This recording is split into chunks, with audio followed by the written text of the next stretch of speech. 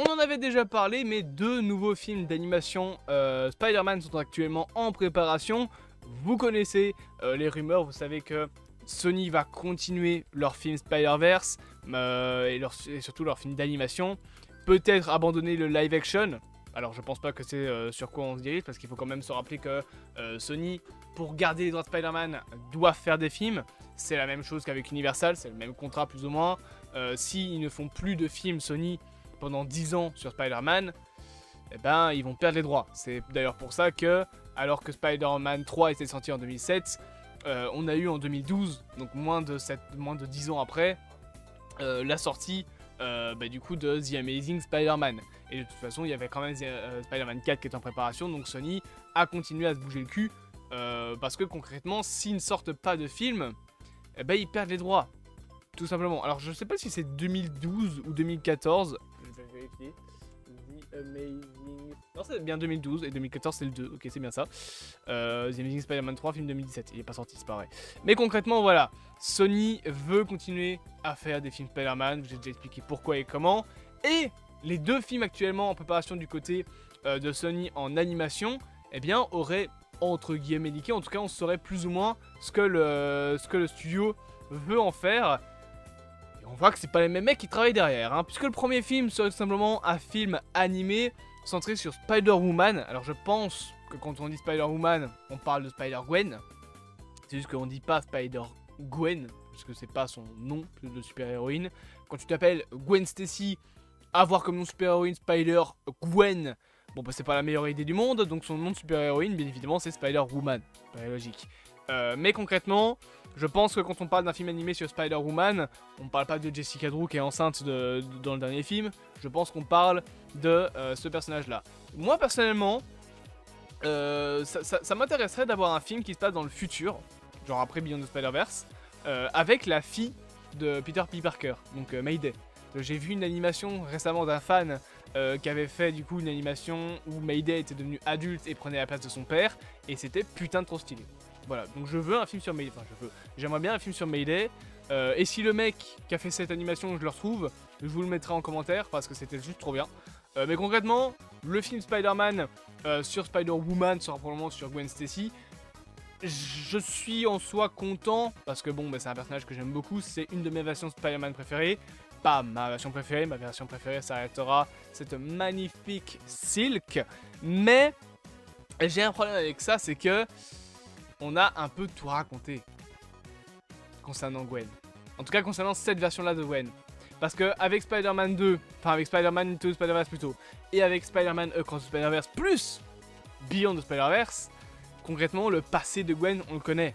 Elle s'est fait morte par une araignée, elle a perdu son pote Peter, on a même vu comment est-ce qu'elle l'a perdu, on a vu la mort de Peter dans Across the Spider-Verse, donc concrètement tout ça on l'a vu. Et le problème c'est que je pense que faire un film qui se passerait entre Across the Spider-Verse et la mort de Peter serait la seule chose intéressante, puisqu'on pourrait avoir l'arc de rédemption de Gwen. Le problème c'est que cet arc de rédemption, elle l'a dans Across the Spider-Verse, en sauvant Miles, etc. Le fameux arc de rédemption qu'elle est censée avoir après la mort de... après la mort de Peter, bah, elle l'a un petit peu dans Spider-Verse, donc j'ai un peu de mal à comprendre sur quoi on pourrait raconter son histoire. En soi, l'histoire de cette Gwen là, on la connaît. Si c'est une autre Gwen, pourquoi pas, mais alors pourquoi partir sur un film sur elle? Genre Gwen Stacy, autant laisser la Gwen qu'on a dans les films là, ou raconter une histoire qui se passe plus tard, on verra bien, mais en attendant, je trouve que ce serait pas super intéressant d'avoir une histoire sur cette version de Gwen Stacy là, et sur une autre Gwen Stacy, ce serait un peu trop bordélique, parce que la plupart des gens vont dire « Eh mais attendez, c'est pas la même Gwen, mais pourquoi est-ce qu'elles ont la même tronche, etc. etc. » Par contre, si on prend une autre version de Spider-Woman, bah en vrai, il y a le choix. Alors, on a eu Madame Web. Voilà, je pense qu'on partira pas d'aussitôt sur un film Madame Web, mais en soi, des Spider-Woman, il y en a plein. Julia Carpenter est présente dans Madame Web d'ailleurs, et était jouée par, je sais plus comment, c'est quoi le nom de cette connasse déjà? Ah oui, Sydney Sweeney, j'ai dit connasse, hein. On a bah, du coup Jessica Drew, en vrai on pourrait partir sur une nouvelle version de Jessica Drew. Encore une fois, on pourrait partir sur la fille de Peter Parker, donc Mayday. On pourrait partir sur Silk en fait. On pourrait faire un film d'animation Silk. Concrètement, des Spider-Woman, on en a plusieurs. On pourrait même faire en soi un film sur l'histoire de Penny Parker, la version japonaise et petite fille de Spider-Man. En soi, ça, ce serait plus intéressant parce qu'on ne connaît pas beaucoup son histoire que l'histoire de Gwen. Par exemple, on ne connaît même pas son canon event. Alors, ce serait supposément la mort de son père, et encore, parce qu'il y a l'air d'avoir autre chose qui l'a changé. Quand tu vois à quoi elle ressemble dans Across the Spider-Verse et à quoi elle ressemble dans Into the Spider-Verse, tu sens que son canon event est passé par là, et son père était mort avant. Donc à mon avis, il y a autre chose. La mort peut-être d'un autre proche, etc. Ce serait intéressant d'avoir ça. Ce serait plus intéressant pour moi que d'avoir Spider-Woman. Ça, c'est concernant le film Spider-Woman. Mais du coup, vous le savez, il y a un autre film, pardon, qui est en préparation. C'est un film animé. Encore une fois, sur un méchant. Alors, les films sur les méchants... Morbius, Venom, Venom 2, Venom 3, Kraven, El Muerto... On commence à avoir l'habitude. Par contre, un film animé sur un méchant, ça peut être intéressant. Alors, des méchants, Spider-Man, il y en a plein. Le Rhino, le Scorpion, l'Homme Sable, le Bouffon Vert, le Docteur Octopus, Mysterio, le Lézard, l'Homme Goblin, donc le Bouffon écarlate, je sais plus comment il s'appelle là, Electro. Concrètement, des antagonistes de Spider-Man, il y a le choix. Mais moi, il y a un antagoniste où je me dis qu'on pourrait avoir un film dessus. Et c'est un antagoniste qui va peut-être vous paraître con, mais pourquoi pas faire un film sur le Shocker.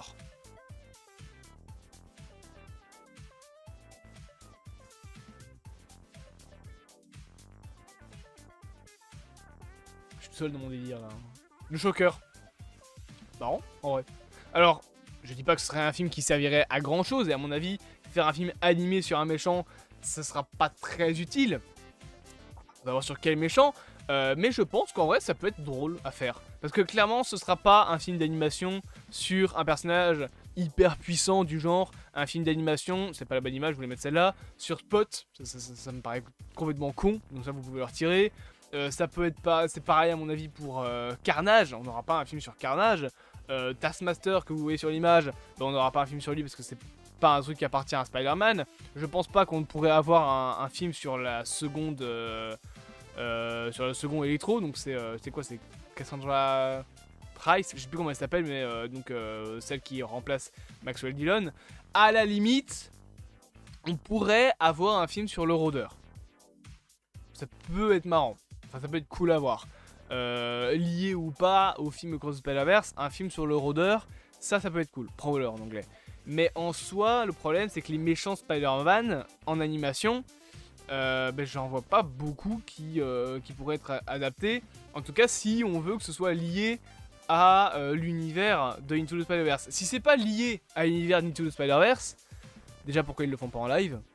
Ils sont habitués, Sony, à faire des films de méchants en live, donc ce serait bizarre ce bifurcage. Tant mieux, parce que du coup ce serait les équipes de Spider-Man, de Sony Pictures Animation qui s'en occuperaient. Mais en soi, je me dis que je suppose que ce sera lié du coup à Into the Spider-Verse, et si on veut un film lié à Into the Spider-Verse, le rôdeur peut être intéressant. Si c'est pas un film lié à Into the Spider-Verse, à part le Shocker, ou le Vautour ou des conneries en genre, peut-être même que le film d'animation ça pourrait être un film sur le Sinister Six, mais moi il y a un méchant, dont je veux un film. Et ce méchant on l'a déjà vu au cinéma, sous une version, mais moi je le veux sous une autre version. Je vais me décaler de ce côté, c'est de l'autre côté, pour que vous voyez le poster. Oui, je parle de Venom. Mais je parle pas de Venom. Non. Je parle d'agent Venom. Ça peut être cool. Un film, on sait qu'un film R-rated Spider-Man d'animation est en préparation. Imaginez un film Agent Venom. Alors, si je me souviens bien de ce que j'en ai lu dans les comics de l'histoire d'Agent Venom, concrètement, Eddie Brock a perdu le symbiote et le symbiote s'est rattaché à Flash Thompson, vétéran de l'armée qui a perdu ses jambes durant la guerre. Je crois que c'est ça, mais je suis pas sûr. Flash Thompson, le mec qui tabassait Spider-Man quand il était au collège. Oui, on parle de lui. C'est plus ou moins ça, je crois, l'histoire. Et au bout d'un moment, Flash Thompson se retire du symbiote. Le symbiote veut continuer techniquement à faire le bien à sa manière. Donc il se rattache à Eddie Brock, qui entre-temps a contracté le cancer. Ah, c'est super, hein. Je veux ça dans Venom 3. Donc concrètement, un film d'animation sur le personnage de Agent Venom, moi je signe. En plus, on sait qu'il y a l'acteur qui jouait Deathstroke dans le DCU, là, comment il s'appelle, Joey Margioloni, un truc ainsi. J'ai plus le nom. On s'en fout. Vous avez quoi? On s'en fout. En tout cas, ce personnage, cet acteur-là, a déjà déclaré qu'il voulait jouer Agent Venom. Alors lui, il a dit dans Secret Wars, pourquoi pas mon ref? Essaye toujours, ça peut être cool. Mais en soi, s'il ne l'a pas dans Secret Wars, pourquoi ne pas lui offrir son propre film? En fait, pourquoi ne pas lui offrir un film Agent Venom? Agent Venom, Deathstroke, les deux se valent entre guillemets. Alors Agent Venom c'est plus un anti-héros, mais en soi les deux se valent techniquement. Ça peut être intéressant d'avoir l'acteur qui pourrait doubler le personnage. Et ça serait donc ce fameux film R-Rated en animation. Moi, ça, un film R-Rated d'animation Agent Venom, je signe 3 fois une pétition s'il le faut. Tout de suite. N'hésitez pas du coup à me dire vous en commentaire ce que vous pensez de tout ça. Bien évidemment, abonnez-vous, partagez, likez et commentez. Et on se dit à bientôt pour de prochaines aventures.